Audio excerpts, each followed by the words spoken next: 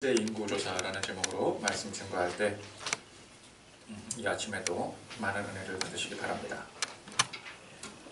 오늘 읽은 말씀 26장 63절부터 읽었는데 63절 1절부터 보게 되면은 26장 민수기 26장 1절을 한번 같이 보실까요?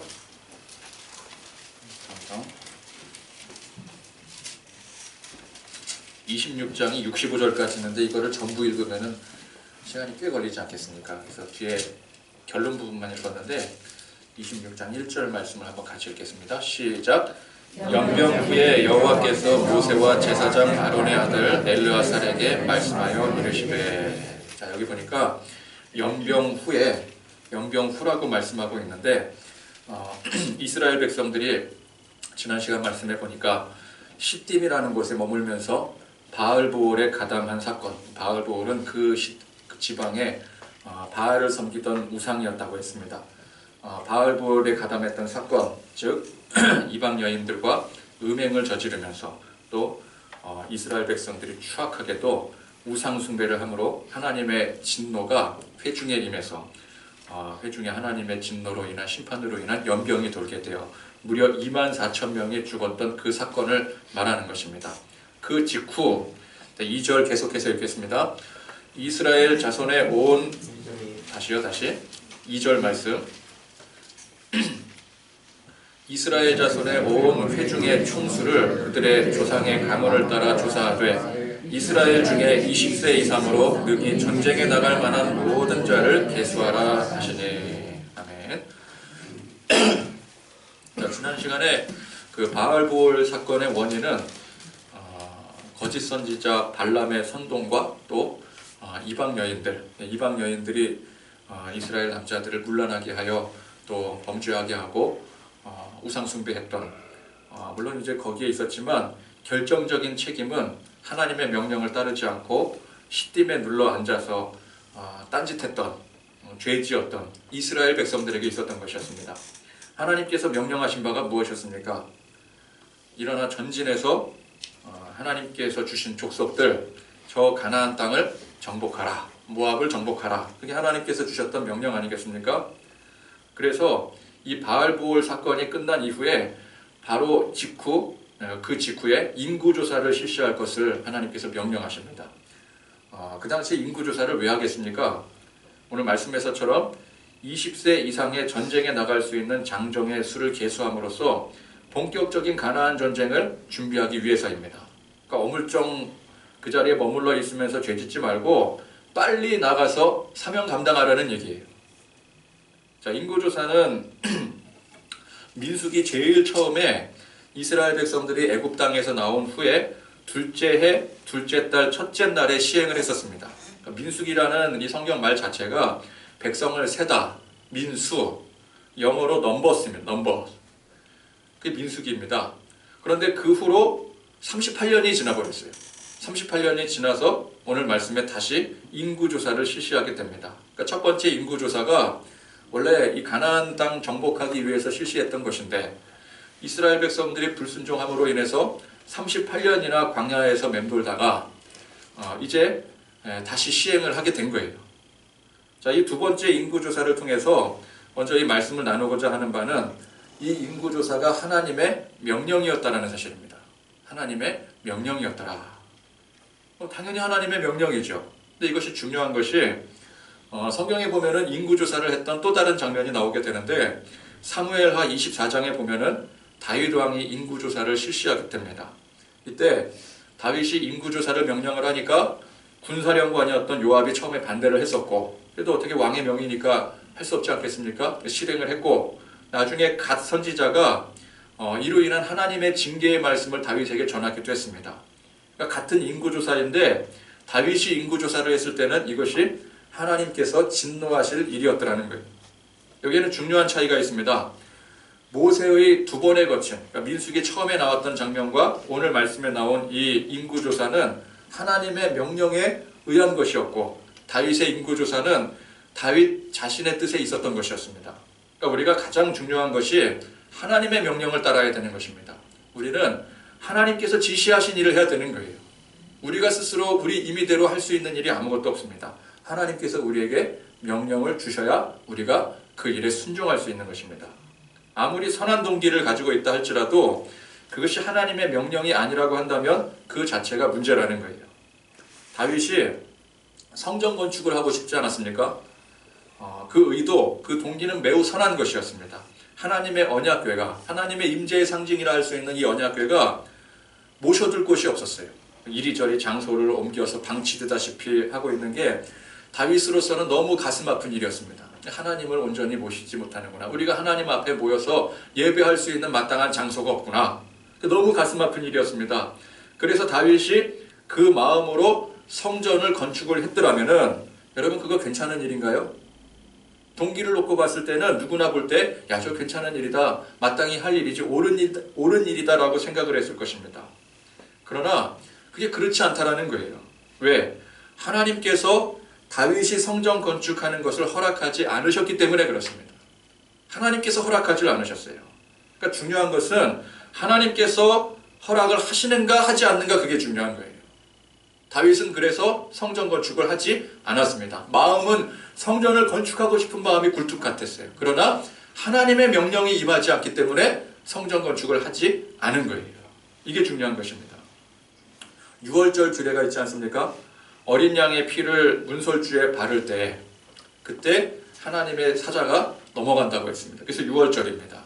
그런데 그 말씀을 전했을 때 이스라엘 백성들 중에서 또 말씀에 온전히 순종하는 사람 별로 없었습니다. 항상 보면은 이스라엘 백성들은 궁시렁거리고 또 다른 변명되고 불순종하고 그러지 않았겠습니까? 근데 그 중에서 궁시렁거리면서 삐딱한 마음으로 그 뭐 피를 바르라고 하느냐 그러면서 억지로 피를 발랐어요. 그런 사람과 또 다른 한편으로는 하나님을 정말 사랑하는 마음, 섬기고자 하는 마음으로 하나님의 은혜가 임하기를 간절히 사모하는 그 심령으로 진심으로 하나님을 섬기지만 그날 밤에 피를 바르지 않았어요. 하나님이 내가 이렇게 하나님을 섬기는데 하나님 나를 살려주시겠지. 내 아들 살려주시겠지. 그 마음으로 피를 바르지 않았어요. 여러분 죽음의 사자가 어떤 사람의 장자를 죽이고 갔겠습니까? 궁시렁거리면서 피를 바른 사람이요? 아니면 하나님을 정말 사모하는 마음으로 피를 안 바른 사람이요? 피를 바르지 않은 사람의 그 집의 장자를 죽이는 거예요. 아무리 그 사람 마음의 중심이 선해도 하나님 명령에 순종하지 않으면 그 마음이 아무 소용이 없는 것입니다. 그러니까 여러분 우리가 믿음이 중요합니다. 그렇죠? 근데 행함도 중요하더라는 거예요. 야고보서에서 뭐라고 말씀하고 있습니까? 행함 없는 믿음은 죽은 믿음이라. 우리가 백날 첫날 믿습니다. 아멘 아무리 그래도 여기에 하나님 앞에 순종함이 없으면 그 믿음의 고백이 아무런 소용이 없는 거예요. 여러분 우리 마음으로는 얼마나 믿고 싶습니까? 얼마나 하나님 말씀에 순종하고 싶습니까? 근데 중요한 건 뭐예요? 그 마음의 결단대로 믿음의 결단대로 순종하는 것, 순종하는 행위 그게 중요하더라는 거예요. 물론 마음 없이 행위로 하나님 앞에 나아간다. 그것도 문제이지만 마음만 먹고 행위로 순종하지 않는다. 그것도 문제라는 거예요. 우리는 하나님 말씀에 순종하는 것이 중요합니다. 그래서 우리는 항상 그저 말씀에 순종. 그래서 듣고 묵상함으로 하나님께서 내게 무엇을 말씀하고 계신지, 하나님께서 우리에게 무엇을 말씀하고 계신지를 알아야 되는 것입니다. 먼저 그 뜻을 알아야 되는 거예요. 우리가 하나님의 뜻을 알아야 순종하지 않겠습니까? 하나님의 뜻을 알지 못하는데 어떻게 순종할 수 있겠어요? 그것은 하나님의 뜻을 알지도 못하는데 순종한다. 그것은 하나님의 뜻이 아니라 그냥 내 뜻대로 하는 거예요. 그건 순종이 아니고 그건 불순종입니다. 우리는 말씀을 통해서 하나님의 뜻을 알아야 되는 거예요. 직통계시요. 어떤 사람은 자기는 하나님 앞에 직접 듣는데요. 여러분 그거 아닙니다. 하나님께서 우리에게 이 66권의 이 말씀을 친히 내려주셨는데 여러분 이 말씀이 얼마나 내용이 많습니까? 이토록 방대한 양의 말씀을 하나님께서 우리에게 주셨어요. 근데 친히 주셨는데도 이 주신 말씀은 저 멀찍이 팽개쳐버리는 사람에게 무슨 직통계시입니까? 그죠? 말씀 묵상은 하나도 하지 않고 막 기도만 하는 사람, 말씀 듣는 데는 관심도 없고 기도만 오직 하는 사람, 굉장히 위험한 사람이라는 거예요. 말씀을 읽고 듣고 묵상해야 되는 것입니다. 여러분, 이 말씀 안에 하나님의 뜻이 있는 것이지 도대체 어디에 하나님의 뜻이 있단 말입니까? 말씀 안에서 먼저 하나님의 뜻을 찾고 따라야지. 여러분, 어디 가서 뭐 기도받고 어디 가서 혼자 골방에 들어가서 기도한들 하나님의 뜻이 말씀에서부터 나타나는데 말씀을 멀리하고 어디서 하나님의 뜻을 찾겠다라는 거예요. 예수를 믿는다는 사람들, 특히 깊이 믿는다는 사람들이 이 올무에 빠지기가 참 쉽습니다. 왜? 내가 오래 믿었기 때문에 이제 하나님의 뜻 이 정도면 다 안다라고 생각하는 거예요. 내가 오래 믿었다고, 또 어떤 신앙적인 경험도 많이 해봤다고, 능력 받았다고. 그게 자기 스스로를 불순종의 구덩이로 빠뜨려버리는 올무라는 사실을 알아야 되는 거예요. 그래서 우리는 하나님 주신 이 말씀을 통해서 이 말씀을 깊이 날마다 묵상하고 그 가운데 이 말씀을 가지고 말씀을 붙들고 기도할 때 우리 하나님 앞에 물어야 되는 거예요. 말씀을 기준으로. 그죠? 묻고 또 묻고 기도할 때 또 하나님 앞에 물어야 되는 것입니다. 우리가 뭘 한다고 하나님 앞에 지시를 합니까? 기도할 때 보면 하나님 앞에 지시를 해요. 하나님 앞에 훈수를 둬요. 하나님 이래야 됩니다. 저래야 됩니다. 하나님 이거 주세요. 저거 주세요. 하나님 앞에 우리가 지시를 하고 있어요. 들어야지요. 말씀을 통해 듣고 말씀을 기준으로 하나님 앞에 들어야 되죠. 그래서 묻고 또 묻고. 그래서 우리는 주의 이름으로 모여서 무슨 일을 하건 간에, 우리가 주의 이름으로 나가서 무슨 일을 하건 간에 우리는 하나님 앞에 묻고 해야 되는 거예요. 듣고 해야 되는 거예요. 그러니까 무슨 일을 하든 간에 속전속결로 하려고 하면 안 됩니다. 주의 일은 그래. 속전속결로 하는 게 아니에요. 사람들이 착각을 해요. 속전속결로 빨리 일을 처리해야 좋은 줄 알아요. 세상적으로는 그런 게 좋은지 모르겠지만 하나님의 일은 속전속결로 하는 거 하나님 하나도 반가워하지 않으십니다. 하나님의 뜻을 묻고 또 묻고 돌다리도 두들겨보고 건너간다는 그 심정으로 하나님 앞에 물어야 되는 거예요. 하나님, 저는 아무것도 모릅니다. 하나님 가르쳐 주시옵소서. 하나에서부터 10까지 하나님 가르쳐 주시옵소서. 그럴 때 하나님 귀찮다 하지 않으세요. 더 물으라고 하셔요. 더 기도해라. 더 무릎 꿇어라. 더 낮아져라. 네 생각대로 하지 말아라. 내가 알려주겠다. 하나님이 우리에게 알려주신다고요.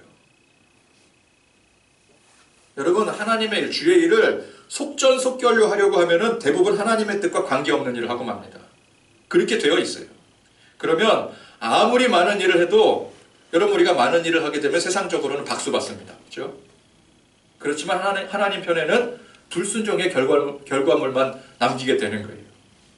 그러니까 하지 않으니만 못한 것입니다. 가룟 유다가 열심히 바쁘게 뛰었죠. 그런데 결과가 무엇입니까? 했던 결과가 뭐예요? 예수님을 팔아버렸어요.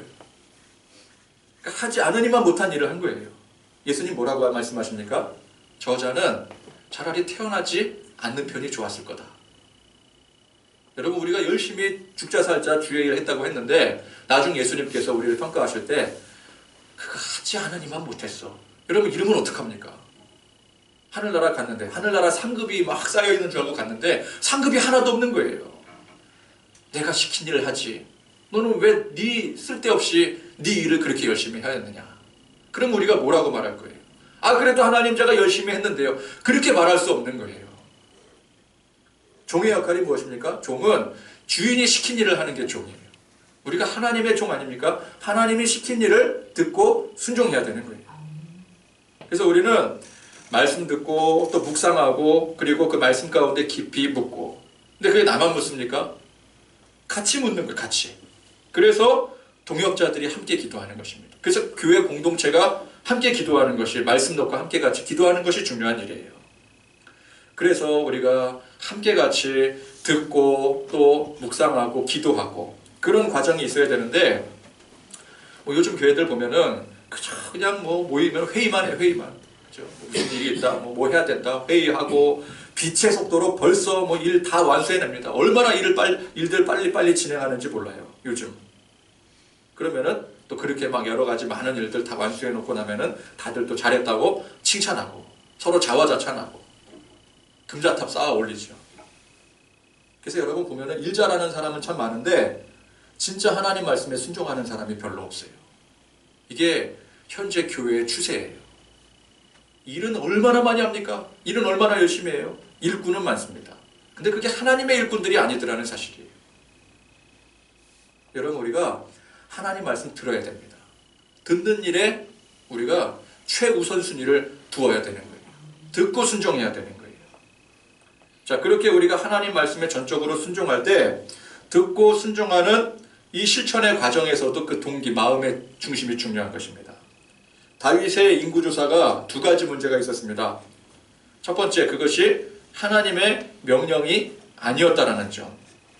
그리고 두 번째가 그 동기 자체가 선하지 않았다라는 데 문제가 있는 거예요. 동기가 악했습니다. 여러분, 인구조사 그 자체는 죄가 아닙니다. 그 동기가 어떠냐에 따라서 그것이 옳은 일이 될 수가 있고 옳지 않은 일이 될 수가 있는 것입니다. 다윗의 인구조사를 보니까 그 동기가 무엇인가? 그 동기는, 그 마음의 중심은 공명심에 있었습니다. 욕망에 있었습니다. 신명기에 보면은 모세가 이제 가나안 입성을 앞둔 이스라엘 백성들에게 마지막 유언으로 하나님의 말씀을 선포할 때 이스라엘의 왕이 되는 자는 병마를 많이 두지 말아야 될 것을 신신당부를 했습니다. 왕에게 있어서 많은 병마는 권력을 상징하는 것입니다. 내가 왕으로서 이 정도 군사력, 권력을 가지고 있다. 그 척도가 되는 것입니다. 여러분, 우리가 세상에서 내 힘과 능력을 과시할 때 이를 상징하는 척도가 무엇입니까? 내가 지금까지 쌓아왔던 재물, 돈, 재산, 그죠? 또 자리, 내가 지금 위치에 있는 이 자리, 세상 사람들이 인정해주는 자리, 또 학벌, 나 이런 대학 나왔다, 저런 대학원 나왔다, 뭐 박사학위, 뭐 그런 거. 그죠? 그런 것들이 어떤 나의 개인의 힘과 능력을 나타내는 척도가 되는 거예요. 근데 그 돈, 자리, 학벌 이런 것들이 곧 우상인 것입니다. 우리는 전능하신 하나님이 우리의 힘과 능력의 원천이 되어야 돼요. 우리 하나님을 나타내야 돼요. 근데 하나님이 아닌 다른 것들을 나타낼 때 그게 우상이 되는 거예요. 하나님의 자리에 다른 것들이 자리 잡고 있는 것입니다. 하나님이 계셔야 될 그 자리에 돈이 대신 자리하고 있고 명예, 세상 것들이 자리를 차지하고 있다면 그 사람은 그런 것 때문에 하나님과 점점 멀어지게 되는 거예요. 그것이 곧 하나님을 대신하는 공명심이요 세상적인 욕망이 되는 것입니다. 그러니까 다윗이 그런 마음으로 인구조사를 한 거예요. 하나님을 드러내려고 하지 않고 하나님을 높이려고 하지 않고 내 이 왕의 자리, 내가 지금까지 쌓아왔던 이 자리가 얼마나 곤고한지 그걸 표현하고 싶어서, 그걸 자랑하고 싶어서 인구조사를 실시한 거예요. 자, 이스라엘 백성들에게 이 신명기에 두 번에 거쳐서 인구조사를 명령했을 때 그것은 하나님의 명령이었습니다. 그러니까 개인적인 어떤 욕망을 드러내기 위해서, 군사력을 과시하기 위해서, 자기 유익을 위해 다른 민족을 약탈하고 깨부수기 위해서 전쟁하는 것이 아니라 전적인 하나님의 명령에 순종하여 전쟁하기 위해서 준비한 것입니다. 하나님이 지시하신 거예요. 그래서 여기에 이 인구조사 이 과정에 여기에 사심이 들어가면 안 되는 것입니다. 그 하나님의 뜻대로 그대로 행해야 되는 거예요. 그러니까 아무리 하나님께서 명령을 하셨더라도 그 명령을 이행하는 가운데 인간적인 사심이 들어가서 자기 능력을 과시하거나 또 그 과정 가운데 욕망을 드러낸다면 그것도 불순종이 되는 거예요. 여러분, 우리는 어떤 일을 이루었는가가 중요한 것이 아니라 그 동기, 과정이 중요하다는 사실을 발람을 통해서 배웠습니다. 발람은 하나님의 명령을 듣긴 들었어요. 그래서 모압 왕에게 가서 이스라엘을 축복했습니다. 이건 분명히 하나님께서 지시하신 일이었어요. 너는 모압 왕에게 가서 내가 말한 그대로 전해라. 그래서 발람이 가서 그대로 전하지 않습니까? 3번에 거쳐서 이스라엘을 축복을 해요. 자, 그러나 그 발람의 동기가 어땠어요? 그 마음의 중심이 어땠습니까? 이 발람은 그 마음의 중심에 모압 왕이 원한 대로 이스라엘을 저주하고 그에게 큰 상을 받고 높은 자리를 얻기를 원했어요. 부귀영화를 얻기를 원했어요. 그 동기가 악한 데 있었습니다. 그러니까 동기가 그러하니 아무리 그가 하나님의 일을 했어도 결과적으로는 하나님의 일을 한 거예요. 하나님 지시하신 대로 축복을 했다고요. 근데 하나님의 일을 했어도 그는 하나님의 사람이 될 수가 없는 거예요. 아무리 하나님의 일 성과를 많이 거두어서도 그가 하나님의 사람이 될 수가 없는 것입니다. 하나님이 그를 인정하지 않으세요. 그가 했던 모든 일들 하나님께서 그를 통해 인정하지 않으십니다. 결국 어떻게 돼요? 하나님의 징계의 심판을 받아서 나중에 비참하게 죽게 됩니다. 모세의 이 두 차례에 걸친 인구조사나 다윗이 했던 인구조사나 똑같은 인구조사인데 그 동기가 어떤가에 따라서 모세의 인구조사는 하나님의 명령을 따른 순종의 사명이 되었고 다윗의 인구조사는 불순종의 징계 사유가 되어버리고 만 것입니다. 여러분, 우리가 하나님 앞에 말씀 깊이 묵상하고 또 기도하고 또 기도하고 또 공동체가 함께 기도하여 하나님의 명령에 순종하여 사명 감당할 때 하나님의 뜻을 듣고 또 묻고 물어서 이것이 하나님께서 우리에게 주신 일이구나, 그 사명을 감당할 때, 근데 여러분 그 감당하는 그 과정 속에도 이게 하나님께서 우리에게 지시하신 일이니까 이게 무조건 하나님의 일이다, 그게 되는 게 아니라는 거예요. 그 과정 가운데도 불순물이 들어가 버리면은 여러분 시작은 창대하였으나 끝이 미약하게 되는 거예요. 그러니까 앞서 첫 번째 중요한 게 뭐라고 그랬습니까? 하나님 말씀에 순종하려면 하나님의 음성을 들어야 된다 그랬어요. 듣는 것만 근데 중요한 게 아니에요. 듣고 순종하는 그 과정에도 그 하나님의 그 마음을 그대로 유지하는 게 중요한 거예요. 주님께서 우리에게 주신 명령이 있습니다. 땅 끝까지 이르러서 증인이 되라. 전도하라는 사명 아니겠습니까? 복음 전하라. 그래서 그 말씀을, 복음 전하라는 말씀을 매일같이 묵상하고 또 기도하고 또 함께 같이 기도하고, 그래서 그 주님에 따라서 우리가 복음 증거해야 되지 않겠느냐, 전도해야 되지 않겠느냐, 그래서 열심히 계획하고 이제 전도 준비를 합니다. 하나님의 명령이잖아요. 주님이 원하시는 일이잖아요. 그런데 아무리 주님이 원하시는 일이라 할지라도 그 일을 실행하는 데 있어서 그 과정에 자기를 드러내려고 하고 또 위신을 세우기 위해서 나오고, 여러분 전도를 하다 보면은 자기 위신 세우려고 나오는 사람들 종종 있어요. 내가 그래도 교회 직분자인데 그 자리에 또 내가 또 안 나가면은 또 손가락질 할 거 아니냐, 그래서 나오는 사람들이 있어요. 또 보상 심리 가지고 나오는 사람이 있습니다. 내가 이거 열심히 하면은 이번에 사업에 하나님께서 복을 내려주시겠지. 또 이렇게 기도하는 거, 또 하나님 앞에 이만큼 드렸으니까, 이만큼 내가 헌신을 했으니까 하나님께서 이만큼을 또 채워주시겠지. 보상 심리. 그거 가지고 열심히 뛰고. 여러분, 우리가 전도하는 건 우리가 무슨 마음으로 해야 됩니까? 사랑하는 마음, 그죠? 영혼을 구원하고자 하는 그 하나님의 긍휼의 마음을 가지고 뛰어야 되는데 그런 마음이 전혀 없는 거예요. 그냥 하나니까 하는 거예요. 그렇게 뛴다면 아무리 그것이 하나님의 뜻이라 할지라도 결과적으로 하나님 앞에 불순종하는 것과 다름이 없는 일이라는 거예요. 열심히 묵상하고 기도하고 응답받았습니다. 그래서 드디어 우리가 성전 건축할 때가 왔다. 성전 건축을 하기로 했는데, 여러분 성전 건축하는 게 하나님의 뜻일 수 있습니다. 그렇죠? 여러분 요즘에는 무조건 성전 건축하면 안 됩니까? 요즘 좀 이상하게 돌아가는 것 같아요, 분위기가. 성전을 또 건축하면 안 된대요, 또 어떤 사람들은. 근데 되냐 안 되냐 그게 중요한 게 아닙니다. 하나님께서 하라 말라, 그게 중요한 것이죠. 하나님께서 원하시지도 않는데 억지로 성전 건축을 한다면 그건 문제가 되겠지만, 하나님께서 허락하시면은 건축할 필요가 있는, 할 때가 있는 거예요. 그죠?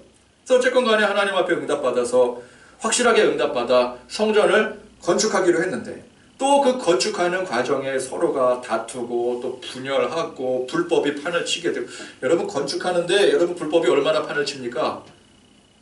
교회도 건축하는데 거기에 편승해야 될까요? 우린 법을 지켜야죠. 그죠? 편법이 또 뭐 이렇게 하니까 또 뭐 이렇게 법이 통과가 되더라. 그 편법 교회까지 가지고 들어오면 안 되잖아요. 물론 우리도 마찬가지고. 근데 막 편법이 막 그 불법이 판을 치게 되면은, 그러면 그거 안 하니만 못한 일이 돼버리고 마는 거예요. 그것도.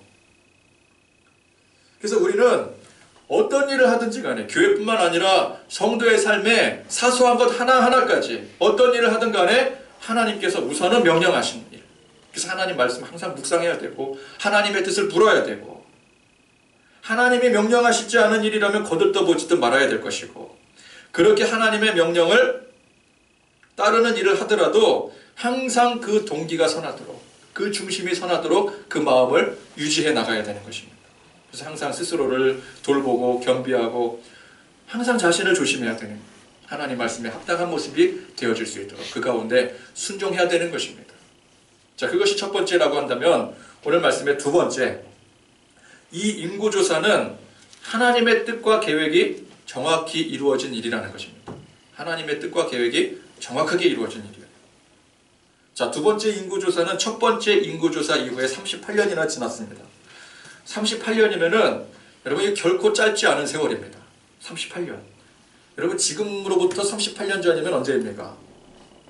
1981년입니다. 1981년. 1981년이면 제가 유치원 다닐 때예요. 제가 이렇게 머리 다 벗겨져 가고 있는데 제가 그때 머리숱이 굉장히 많았거든요. 그냥 코 찔찔 흘려가면서 옛날에는 또 내가 그 손수건 달고 다니잖아요. 초등학교 입학할 때도. 그니 뭐 유치원 때 얼마나 코를 그냥 막 들이마시면서 다녔겠습니까? 옛날에는 또 이렇게 콧물이 그렇게 나오는지. 요즘 애들은 콧물 안 나오더라고요. 근데 옛날에는 옛날 애들이 그렇게 누런 콧물들이 그냥 줄줄 나와서 그거 그냥 훌쩍훌쩍 마시고 영양 부족으로 콧물이라도 마셔야 돼가지고 콧물이 나왔나요? 그때가 1981년이에요. 지금으로부터 38년 전. 자동차, 포니 자동차 도로에 가끔 이렇게 돌아다니던 그 시절입니다. 그러니까 제가 유치원 다닐 때 그때 하나님께서 저에게 나타나셔서 장차 가나안 땅으로 너를 보내주겠다. 약속을 주셨다고 쳐요. 그런데 이게 2018년까지 그 약속이 이루어지지 않는 거예요. 2019년이 되어서야 이제 비로소 들어갈 준비가 되었다라고 한다면 여러분 2018년까지 가나안은커녕 여전히 광야에서 맴돌고 살아가고 있다면 여러분 그 약속 믿을 수 있겠습니까? 38년이나 됐는데 기억이나 하겠습니까? 그 약속을? 하나님이 어떤 약속을 주셨는지 기억도 못할 거예요. 가물가물할 거예요. 그러니까 늙어 죽을 때까지 내가 이 광야를 못 벗어나지 라고 생각하는 게 보통 일반적일 것입니다. 그런데 이 두 번째 인구조사는 이제 본격적으로 하나님의 이 40년 된 약속이 실제로 이루어짐을 의미하는 사건입니다. 굉장히 중요한 사건이에요.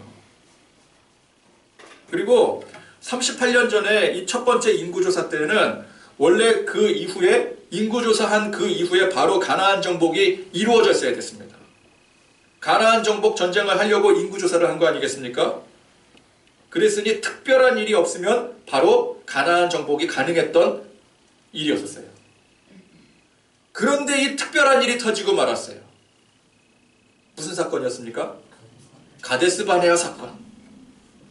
인구조사를 한 후에 이제 본격적인 가나안 정복 전쟁을 위해, 그러면 이제 가나안 정복 전쟁을 하려면 어떻게 됩니까? 스파이 보내야 되죠. 그래서 각 지파 대표 한 명씩을 선발해서 정탐꾼 스파이를 보냈습니다. 어디에? 가나안 땅에. 근데 여러분 아시다시피 10명 돌아와서 12명이 돌아왔는데 10명은 불신앙적인 보고를 했고 2명은 신앙적인 보고를 했습니다. 근데 모든 백성들이 누구를 따랐어요? 여기에는 모든 백성이에요. 모든 백성. 모든 백성, 이 2명의 긍정적인 신앙적인 보고를 했던 그 2명을 제외하고 모든 백성들이 그 10명의 불순종의 그 보고를 따르게 돼요. 불순종을 하게 됩니다. 하나님 앞에 반역을 하게 돼요. 모든 백성들이. 그래서 하나님의 진노가 이 이스라엘 회중에 임하게 되죠. 그래서 40일을 정탐한 그 하루를 1년으로 계산을 해서 40년을 광야에서 이제 방황하게 될 것을 하나님께서 말씀을 하십니다. 그래서 40년이에요. 가데스 바네아 그 이전의 광야 1년 생활과 그리고 가데스 바네아 이후에 38년 그리고 정복하기까지 가나안에서 그 광야에서 준비하기까지가 딱 1년 걸렸죠. 그럼 도합 몇 년이에요? 애누리도 없이 딱 40년이에요. 하나님 말씀하신 그 40년 딱 채운 겁니다. 그리고 불순종해서 하나님 앞에 반기를 든 백성들 전부 가나안 땅을 보지 못할 것이라고 징계의 약속을 하셨었어요. 너희들은 결코 너희들의 그 믿음대로 가나안 땅을 보지 못할 것이다. 자, 그래서 오늘 이 계수의 결과를 보니까 64절에서 65절 말씀 보니까 모세와 제사장 아론이 시내 광야에서 계수한 이스라엘 자손은 한 사람도 들지 못하였으니, 자, 시내 광야에서 계수한 이때가 1차 인구조사 때였습니다. 그리고 이어서 이는 여호와께서 그들에게 대하여 말씀하시기를 그들이 반드시 광야에서 죽으리라 하셨습니다. 이러므로 여분네의 아들 갈렙과 눈의 아들 여호수아 외에는 한 사람도 남지 아니하였더라. 여러분, 이 놀라운 사실은 이 2차 때 38년이 지나고 2차 때 계수를 하고 보니까 그 계수에 든 사람들 중에서 1차 때 계수에 있던 사람들이 한 사람도 들지 않았어요. 단 2사람 빼놓고. 2사람 누구예요? 그때 긍정적인 보고를 했던 여호수아와 갈렙. 하나님께서 너희들 그 신앙대로, 너희들 믿음대로 내가 해줄게. 모든 사람들이 다 우린 가나안 땅 못 들어간다. 그리고 다 그냥 하나님 앞에 반항하고 그랬을 때, 그래 너희들 그 고백대로, 너희들 그 말대로 너희들은 못 들어가. 근데 2명만 우리가 능히 들어갈 수 있다. 하나님이 우리를 도우시면 능히 할 수 있다. 라고 고백했던 그 2사람이 바로 여호수아와 갈렙이었어요. 그 말씀이 38년 후에 그대로 이루어진 거예요. 계수를 하고 보니까 그때 1차 때 계수했던 사람이 한 사람도 들지 않았어요. 다 죽은 거예요. 광야에서 그동안. 얼마 전까지만 해도 아론도 살아있었고 미리암도 살아있었고 더러 몇 명 살아있었어요. 그런데 2차 계수 때 보니까 그 사람들이 다 죽어버렸어요. 하나도 없어요. 모세도 1세대입니다. 그런데 결국 모세도 가나안 땅에 못 들어가게 됩니다. 2사람만 딱 들어가는 거예요. 그 당시에 신앙적인 고백을 드렸던 바로 그 2사람이었죠. 그러니 여러분이 하나님의 말씀이 정확합니다. 틀림이 없어요. 하나님께서 적과 꿀이 흐르는 가나안 땅에 내가 너희를 인도하겠다라고 말씀하셨으면 그 약속입니다. 그러면 그것이 1년이 걸리건 10년이 걸리건 40년이 걸리건 반드시 이루어지는 거예요. 반드시 이루어지는 거예요. 하나님께서 우리가 예수 믿고 하나님 믿기만 하면은 우리를 구원해 주시고 축복의 은혜를 내려주신다라고 분명히 말씀을 통해 약속을 주십니다. 이게 하나님의 약속이에요. 그럼 여러분, 이 약속의 말씀은 결코 변함이 없는 것입니다. 조금도 틀림이 없는 거예요. 여러분, 이 약속을 우리가 믿으면 우리가 세상 살면서 어떤 위기를 만나고 어떤 고난을 겪건 간에 하나님의 그 약속은 반드시 이루어지는 줄 믿으시기 바랍니다. 반드시 이루어지는 거예요. 하나님께서 아브라함을 부르시고 그를 민족의 아버지로 삼겠다고 약속을 하셨을 때 그때 아브라함 나이가 몇 살인 줄 아십니까? 75세였습니다. 75세. 75세 때 하나님께서 처음 아브라함을 부르시고 약속을 주셨어요. 근데 여러분, 민족의 아버지가 되려면 일단 뭐가 있어야 됩니까? 아들이 있어야 됩니다. 자녀들 중에서도 아들이 있어요. 딸은 필요 없습니다. 그 당시에. 딸은 대를 이을 수가 없어요. 아들이 대를 이을 수 있었어요. 그러니까 아들이 반드시 있어야 돼요. 근데 아브라함은 그 이후로 10년이 지나도록 아들이 없었습니다. 그 이전에도 없었고. 그래서 드린 게 뭐예요? 사라의 몸종 하갈을 드렸어요. 그래서 낳은 자식이 누구였습니까? 이스마엘. 이스마엘을 낳은 게 86세 때였어요. 이제 아이 낳으면 이제 1년 전에 드렸겠죠. 10년이 지나도록 없었다라는 거예요. 그러나 그 이스마엘은 하나님께서 허락하신 아브라함의 후손이 아니었습니다. 하나님 나중에 말씀하시는데 반드시 사라의 몸을 통해서 낳은 자만이 내 아들이라 칭할 것이다. 그 이스마엘을 낳은 지 또 얼마가 지났습니까? 14년이 무려 또 지나갔어요. 14년. 아브라함 나이 100세 때 드디어 사라의 몸을 통해서 이삭을 낳게 되었습니다. 그가 바로 하나님께서 약속하신 아브라함의 진정한 후손이 되었습니다. 그러니까 민족의 아버지로 삼겠다고 하나님께서 약속하신 게 75세.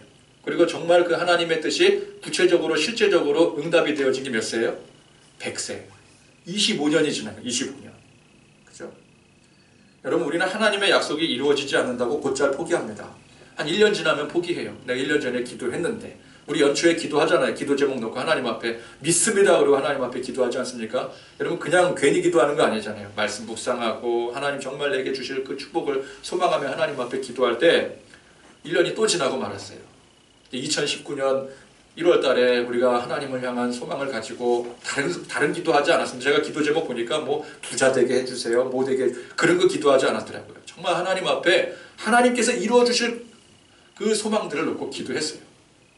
근데 이제 2020년 되지 않습니까? 1년 돌아보니까 별로 응답이 되지 않은 것 같아요. 1년이 지났는데 하나님 응답 안 해주시네? 하나님 교회 부흥을 허락해 주시옵소서. 영적으로는 어떻게 부흥되는지 모르겠지만 교회가 부흥이 되지 않는 것 같아요. 그래도 또 어떻게 하나님께서 그래도 응답해 주시겠지 버티는데 10년이 훌쩍 지나버렸어요. 10년이 지나도 아무런 현상이 나타나지 않아요. 그럼 어떻게 되겠습니까? 보통 포기하죠. 잊어버리죠. 그건 아니었나 보다. 내가 잘못 기도했나 보다. 하나님 못 들으셨나 보다. 그런데 말씀 보니까 하나님은 25년이 지나도 정확하게 기억하시고 그 뜻을 이루어 주셨다는 거예요. 40년이 지나도 정확하게 기억하시고 약속을 그대로 한치의 오차도 없이 이루어 주시더라는 거예요. 우리가 이미 포기하고 있었어도 하나님은 기억하고 계신다는 것입니다. 여러분, 우리가 언젠가인지도 몰라요. 언젠가인지도. 하나님 앞에 정말 은혜 받고 그 감격 가운데 하나님 앞에 약속받고 믿었던 일들 있지 않습니까? 하나님이 내게 주신 약속을 기억하고. 근데 기억했다가 차츰차츰 그 기억을 잃어버렸어요. 그래서 지금 생각해보면은 언젠가 하나님께서 분명히 내 은혜 받았을 때 하나님 은혜 가운데 응답 주신 일이 있었는데, 근데 그게 기억이 가물가물한 일들이 있어요. 왜? 잊고 살았기 때문에. 하도 오래돼서 잊어버리고 만 일들이 얼마나 많이 있습니까? 그런 일이 있었는지조차도 몰라요. 근데 여러분 분명히 있으셨어요. 언젠가 분명히 내가 하나님 앞에 간절히 기도했을 때 하나님이 응답해 주신, 약속해 주신 그 일들이 분명히 있어요. 그걸 지금 다 잊어버렸어요. 그러나 내가 잊었더라도 하나님께서 반드시 기억하시고 하나님께서 이루어 주실 것을 여러분 믿으시기 바랍니다. 하나님 반드시 이루어 주시는 거예요. 약속 믿고 하나님 앞에 믿음으로 나가실 수 있기를 바랍니다. 세 번째 나눌 말씀, 자, 1차 인구조사 때와 2차 인구조사 때의 숫자를 한번 비교해 봅시다. 그 총 합만 놓고 보자면은 1차 때 인구조사 대상자였던 20세 이상의 남자들이 총 수가 60만 3,550명이었습니다. 몇 명이요? 60만 3,550명. 자, 38년이 지났습니다.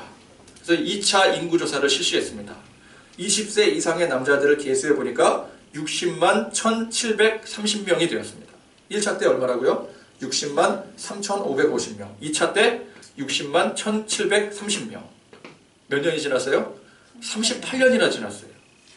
그러니까 출애굽 1세대들이 여호수아와 갈렙을 제외하고는 모두 죽었음에도 불구하고 몇 명 차이가 있습니까? 겨우 1,820명의 감소밖에 없었더라는 거예요. 이건 놀라운 사실입니다.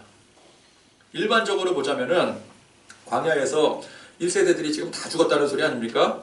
1세대들이 다 죽는 동안 2세대들도 전부는 아니고 대부분 죽었어야 정상이에요. 왜? 광야니까. 광야가 얼마나 척박한 환경입니까? 굶어 죽고 또 목말라 죽고 전염병으로 죽고 전쟁으로 죽고, 그래서 인구가 대폭 감소해야 정상이에요. 사실은. 그런데 출애굽 당시는 팔팔했던 당시 아니겠습니까? 팔팔했었던 그 수준과 거의 똑같이 1820명이면은 뭐 이게 유의미한 수준 아니겠습니까? 60만에 비하면은 거의 똑같이 유지하고 있었다라는 것은 이건 기적이에요. 기적으로밖에 설명을 할 수가 없어요. 이게 무엇을 말해주고 있습니까? 전능하신 하나님께서 죽음의 땅 광야에서 친히 인도해 주셨다라는 거예요. 그동안 하나님께서 인도해 주셨기 때문에 가능한 일이라는 거예요.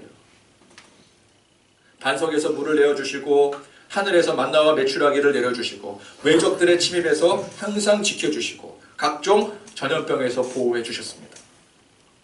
그래서 척박한 광야에서 살았지만, 환경은 척박한 광야였지만 마치 적과 꿀이 흐르는 가나안 평야지대에서 평화롭게 살았던 그 모습과 똑같이 하나님께서 유지해 주셨더라는 거예요.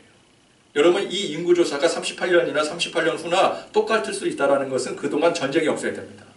전염병으로 인해서 수많은 사람들이 죽는 일이 없어야 되는 거예요. 평화의 시대가 계속해서 38년 동안 지나야 자연스럽게 세대 교체가 이루게 되고 세대 교체가 되게 되고, 그래서 그 인구가 그대로 유지가 되는 것입니다. 전쟁 한번 일어나 봐요. 폭삭 감소합니다. 전염병 한번 돌아봐요. 여러분, 패스트로 인해서 유럽 인구가 얼마나 줄었다고 합니까? 4분의 1이 줄었다고 했던가요? 전체 인구에? 무서운 일이에요. 근데 광야에서 살았음에도 불구하고 마치 평화의 시대에 그 인구가 그대로 유지된 것처럼 유지가 되었더라는 거예요. 하나님께서 지켜주신 것이었습니다. 여러분, 우리가 이 세상 살아가는 환경이 지옥 같다고 해서 그것 때문에 죽는 게 아니라는 얘기예요. 당장 굶어 죽을 것 같고 도저히 답이 나오지 않는 그런 인생을 살더라도 하나님은 그 가운데 우리를 지켜주십니다. 그러면 사는 거예요. 여러분, 그러면 사는 줄 믿으시기 바랍니다. 아멘. 그래서 우리가 환경에 현혹되면 안 됩니다. 환경은 홀로그램 같은 거예요. 신기루. 이게 진짜처럼 보이는데 사실은 진짜가 아니에요. 여러분, 우리 주변에 우리를 둘러싸고 있는 그 환경을 여러분 진짜 사실로 착각하지 마시기 바랍니다. 당장 돈이 없어서 큰일 날 것 같고 문제 크게 터져서 그것 때문에 망할 것 같아 그것이 내 삶의 전부인 것처럼 보이지만 그게 사실은 진상이 아니라는 것입니다. 우리 눈에 보이는 게 그게 진짜가 아니에요. 전부가 아니라는 거예요. 하나님께서 우리를 친히 돌보시고 우리를 인도하시는 영적 세상이 그것이 진상인 줄 믿으시기 바랍니다. 근데 가짜가 너무 진짜같이 보이니 사람들이 여기에 현혹되는 거예요. 신기루에 빠져서 허우적거리고 살다가 나중에 깨어보니 그게 다 일장춘몽이었더라. 그래서 우리 인생을 뭐라 그래요? 한바탕 꿈이라고 하잖아요. 구운몽, 일장춘몽. 나중에 정신 차리고 보니까 이게 다 꿈만 같았던 인생이에요. 나는 현실인 줄 알고 그 안에서 아둥바둥거리며 살았는데, 죽는 줄 알고 살았는데 나중에 보니까 그거 아무것도 아닌 거예요. 아무것도 아닌 거더라고요. 여러분, 보이는 게 전부가 아닙니다. 우리는 우리 뒤에, 우리 안에 언제나 우리를 지켜주시고 보호해주시는 전능하신 그 하나님의 영광을 볼 줄 알아야 돼요. 그게 진짜예요. 여러분, 이 신기루 같은 인생 살다가 죽으면 그것으로 끝나는 거예요. 여러분, 죽을 때 보니까 가져가는 거 아무것도 없더라고요. 몸도 없어져요. 한 줌 재로 남더라고요. 그건 신기루라는 거예요. 그게 진짜가 아니에요. 하나님의 영광을 보시기를 바랍니다. 영원한 생명이 우리를 인도하는 거예요. 영원의 세계. 그래서 우리는 영적인 눈을 떠야 돼. 그게 영적인 눈이에요. 현실을 보는 것이 아니라 하나님의 영광을 보는 거예요. 오늘 이 세 가지 말씀을 정리합니다. 첫 번째, 오늘 이 인구조사는 하나님의 명령이었더라는 거. 그러니까 우리는 내 생각, 내 뜻이 아닌 하나님의 명령을 전적으로 따라야 되는 것입니다. 그리고 하나님의 명령이라 할지라도 또 그 순종하는 과정 속에서조차도 내 생각이 들어가면 안 되고 내 뜻이 들어가면 안 되는 거예요. 오직 하나님께서 원하시는 그 뜻대로 순종하시기를 바랍니다. 두 번째, 하나님의 계획, 하나님의 섭리를 우리가 정확히 명확히 알 수는 없어도 우리는 무조건 그 뜻과 계획이 옳다라는 것을 인정하고 믿어야 되는 것입니다. 하나님께서 명령하셨으면 하나님의 그 명령하신 그 약속은 반드시 이루어진다라는 거예요. 그게 우리의 때에 이루어지는 게 아닙니다. 우리가 원하는 방법으로 이루어지는 것도 아니에요. 하나님의 때에 하나님 원하시는 그 방법과 뜻대로 이루어짐을 우리가 믿었을 때 우리는 설령 그 약속을 다 잊어버렸다 할지라도 그 말씀을 잊어버렸다 할지라도 하나님 반드시 이루어짐을 믿고 고백하시기를 바랍니다. 세 번째, 하나님은 그렇기 때문에 이 광야와 같은 세상 속에서도 우리를 항상 지키고 보호해 주신다는 사실을 믿고 고백하시기 바랍니다. 그래서 우리는 세상의 환경에 현혹되지 아니하고 영적인 눈을 떠서 하나님의 그 은혜와 영광을 볼 줄 알고 하나님의 약속을 믿고 하나님 뜻이 언제나 옳음을 믿고 그 가운데 하나님 명령 따르고 순종할 때 하나님의 온전한 뜻을 듣고 하나님의 그 뜻 가운데 순종하기를 다짐하는 그런 저와 여러분들이 되실 수 있기를 소망합니다.